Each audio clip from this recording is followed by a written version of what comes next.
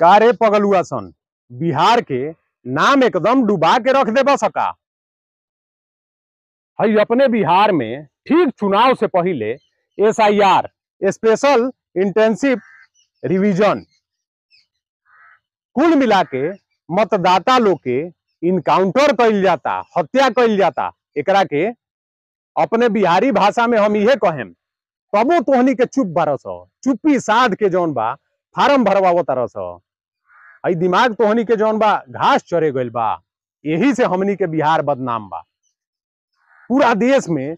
ठीक बिहार चुनाव से पहले आखिर काहे SIR के प्रक्रिया शुरू कइल गइल बा? 2003 में मतदाता सूची गहन पुनरीक्षण भइल रहला, ओकरा बाद से फिर 2025 में होता, और वो ठीक चुनाव से पहले। आखिर केकरे इशारा पे होता? निर्वाचन आयोग के अपना अगर बलबूता से करे के रही तो ई कब्बे कह देले रही। ठीक चुनाव से पहले आखिर ही बिहार में काहे होता SIR के प्रक्रिया? तमाम वीडियो बिहार से निकलल बा, जहां वीडियो अब BLO जौन घूम घूम के गांव में अपने हाथ से फार्म भरता रहे, साइनो कर देता रहे। यही मामला के दिखावे के चक्कर में एगो बहुत बड़हन यूट्यूबर अजीत अंजुम के ऊपर मुकदमा दर्ज हो गल बा। अब बतावलो, माने चुनाव आयोग आ सरकार से सवालों के मत पूछो। हई जौन अपने बिहार के आ बिहारियन के नाम एकदम माने डुबाव तारलो तू लो। तारा लोग के तो रोड पे जौन बा एकदम उतर जाए के चाही, क्रांति लिया देवे के चाही पूरा बिहार में। लेकिन ना, तारा लोग के का करे के बा? जेंगो तारा लोग के हऊ लइका फैका आज तक जौन बा बेरोजगारी के दंश झेलत रहे स, आगे वो कनियो के लइका फैका झेली है स। आई जौन राजनेतवा बारे भलाई बजई है स, ओकनी के लइका विदेश जाई पढ़े, आ तो हम लोग के लइका खाती जौन बा सरकार बढ़िया बढ़िया खाली प्राथमिक विद्यालय बनवाई, वही में पढ़ावा लो, जेंगो अपन जीवन बर्बाद कर लो, आगे वाला भविष्य बर्बाद कर लो लइका फैका के। और कोनो चारा तो बा ना, काहे कि देश के जौन सरकार बिया उहे बिया खाली झूठ फरे बोले आला। अपना बिहार के तो बातें छोड़ दो, नीतीश बाबू तो खैर अब डबल इंजन के सरकार में बारे, तो उनकर तो अब माने केहू माइये बाप नइखे कहे आला, तो उनकर का बात कइल जाओ। उ तो खुदे दिमागी रूप से विक्षिप्त हो गए बारे, कुछ कहल तो जा ना सकेला। लेकिन हई जौन देश के बहरूपिया नेता बारे सो, आज हई अपना बिहार में ठीक चुनाव से पहले 35 लाख मतदाता के नाम काटो तारे सो, ई का उचित बा? ई मतदाता सब जौन बा बांग्लादेशी या नेपाली या रोहिंग्या होंगे सका? कितना सरकार आयल गयल बिहार के होखो, चाहे देश के प्रधानमंत्री के चुनाव होखो, ओहू में ही 35 लाख मतदाता वोट देले रहे हैं। 39 गो सीट बिहार देले रहल भाजपा के सरकार बनावे में, आ वही के बलबूता पे नरेंद्र मोदी आज प्रधानमंत्री बारे। तो अब सब रोहिंग्या बांग्लादेशी हो गिले सो। ये सरकार के एकदम गिरा देवे के चाही, काहे कि सरकार हर एक जनता से जुड़ल मुद्दा के खाली अपन राजनीतिक हथियार बनावतिया और कुछ ना। अब देख ललू विपक्षियन के वोट तो यही न कट जाई, काहे कि हई जौन मतदाता के इनकाउंटर कइल जाता, अपने आप जौन बा वोट नाम कट जाता, काम खत्म, कोनो लायके ना रह जीब। अब तू चिल्लात रह जे हम वोट ना दे पाएम, का करबो? जब निर्वाचन आयोगे जौन बा स्वतंत्र नइखे तो का करबो लो? अब यही हाथ पे हाथ धो के बैठल रहलो, काहे कि तूहू लो इहे चाहता रहलो। और अजीत अंजुम खाली सच्चाई दिखा दिले तो FIR हो गल, केहू सपोर्ट में आयल हो। पूरा बिहारी के सपोर्ट में उतर जाए के चाहिए। चुनाव आयोग का करी हो? जनता से बढ़ के बाद चुनाव आयोग आ सरकार आवता रहे, देश के प्रधानमंत्री झूठ फरे बोल के चल जाता रहे।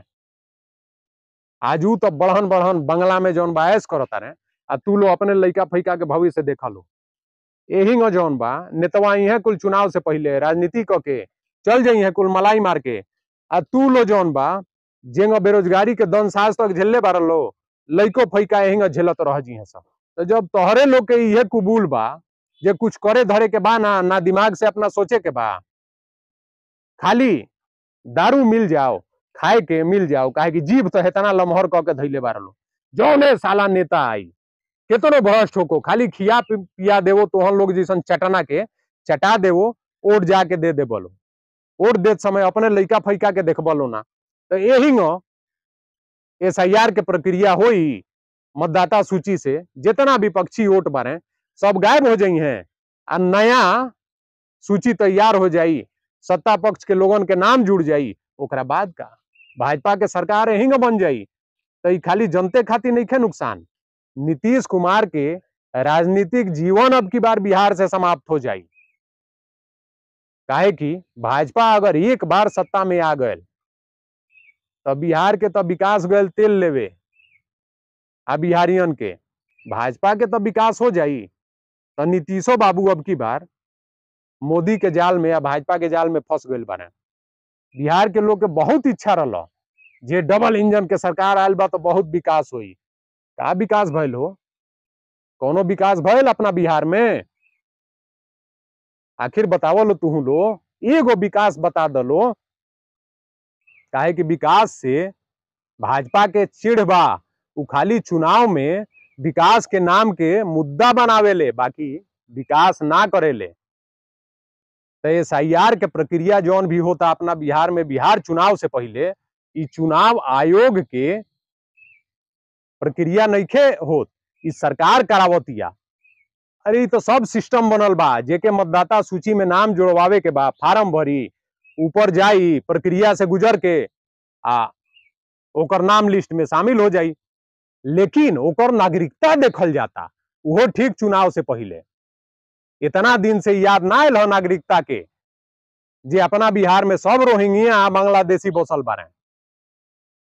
अगर ये मान लेहल जाओ जे बांग्लादेशी रोहिंग्या बसल बारे 35 लाख वोटर्स, तो देश के प्रधानमंत्री नरेंद्र दामोदर दास मोदी के इस्तीफा दे देवे के चाहिए। काहे कि यही बिहार से 39 गो सीट जीत के गए रहे हैं। तो हमार दुलरुआ भाई लोगन, ई जौन अपना बिहार में SIR के प्रक्रिया होता, मतदाता गहन पुनरीक्षण सूची, ई कितना सही होता आ कितना गलत, यह विषय पे का सोचता रहो कमेंट करके अपन राय जरूर दिहलो। साथ में इहो बताइहलो जे ये समय चुनाव आयोग स्वतंत्र बा कि नइखे। बाकी वीडियो के ज्यादा से ज्यादा लाइक करिहलो, शेयर करिहलो, चैनल के सब्सक्राइब जरूर करिहलो। तो बोलो बिहार की जय।